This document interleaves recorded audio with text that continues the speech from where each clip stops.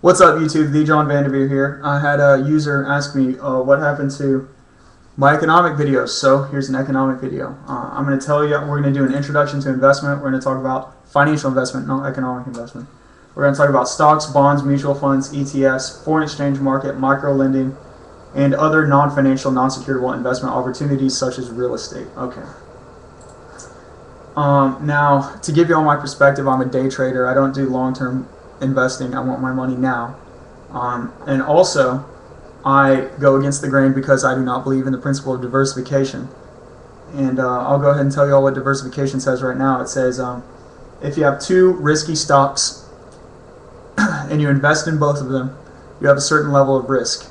And it is less risky than if you invest in one risky stock. Because if you have two risky stocks, one of them goes to zero, one of them doesn't, you can see how it's less risky. And it is less risky, that's proven. That's not the part I don't believe in.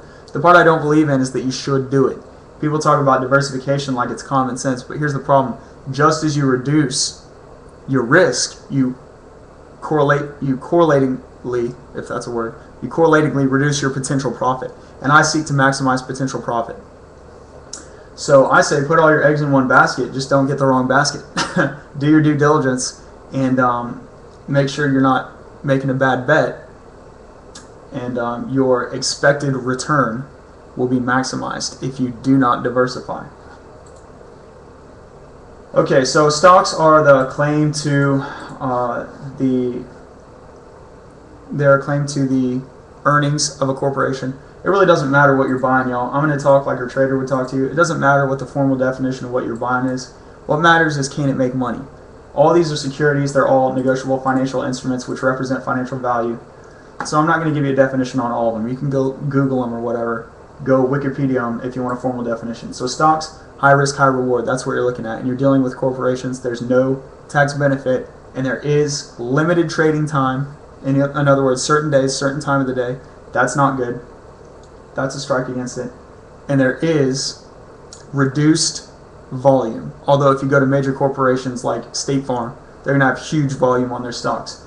But there are very small time businesses like penny stocks and stuff that have very low volume. And you want high volume because you want to be able to switch your money from asset to cash to cash to asset very quickly. That's called liquidity. And that is desirable. Okay.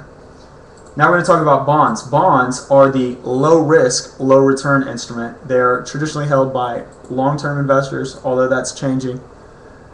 There are different types of bonds. You can have corporate or government bonds. Government bonds are less risky. There are also T-bills, which are super low risk. Treasury bills. You can go look those up. Municipal bonds would be the only bond I would call desirable. Here's why. There is a tax advantage.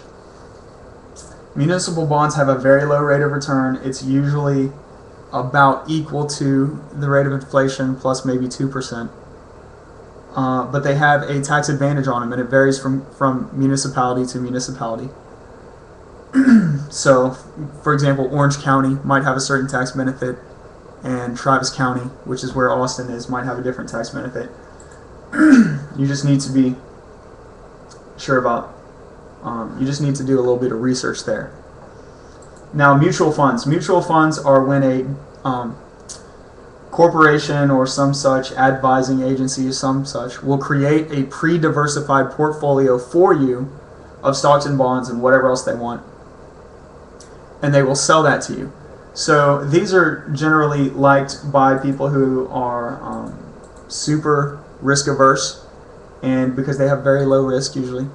But here's the problem, is that they like to charge fees. And these fees will eat into profits super quick. And also many of them have special rules you have to go by. Like they'll say, you know, you have to have at least this much money to get in, or you have to give us a week in advance before you can get out. There's some weird ones out there. If you're going to go with a mutual fund, go with Vanguard. But mutual funds are for the birds. They're not good because of the fees. The fees will eat into any profits you have, and they're already meager profits because they're highly diversified usually. All right, here's the one exception about mutual funds that you would like, and these are ETFs, exchange traded funds. Exchange traded funds are like a mutual fund, but they can be bought and sold on the open market as if they were a corporate entity. So instead of going to the mutual fund and saying, hey, I want in, you just go to your investment platform on your computer and look up the exchange symbol for the ETF and buy a share, just like you're buying a share of a company. All ETFs are not good. Most ETFs are crap. What is good is an indexed ETF. Let me tell you why they're good. Indexed ETFs follow, say, the S&P 500, the Dow Jones Index, something like that. And because they are indexed and they are computer automated, you want the computer automated ones, not the manual ones, because they can be done through computer automation instead of manual, a person managing it. They have dramatically lower, if any, in some cases they're like zero. They have dramatically lower fees. So they're not going to eat into your profits as much. So if you want a really nice, diversified, safe investment, go with an indexed ETF. Okay, so that's going to do it for securities. Now we're going to go into foreign exchange market. The foreign exchange market is not a security. What it is a global, worldwide, decentralized financial market for trading currency.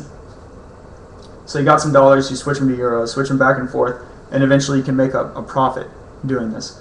Now, foreign exchange market is not somebody flying over to Europe and switching out their dollars for euros or pounds. It's unique because it's got, I think, the highest trading volume of any asset in existence. So it's super, super liquid. The fees on trades for Forex are super, super low. We're talking like 0.03 cents on your dollar. Not cents on the dollar invested, cents on your dollar. The dollar invested is going to be higher than your dollar because of this thing called marginal lending, also known as leverage, where an investment bank will give you, I've seen it done as much as $1,000 per dollar of yours. You give them $5, they'll give you $5,000. And you're going to invest $5,005. Now, because of this, it's super risky. But because of this, there is super high potential for reward. Now, keep in mind that just because they will give you a maximum of $1,000 per dollar does not mean you have to accept that. You can ask them, hey, can I only have, $100 per dollar? And that will cut your risk, but it'll also cut your profit. So another good thing about foreign exchange market is they're almost always open. They're closed on Sundays. Wait, I think I'm getting this wrong. They're closed like either Saturdays or Sundays. But anyway, besides that, they're open like 5 or 6 days a week.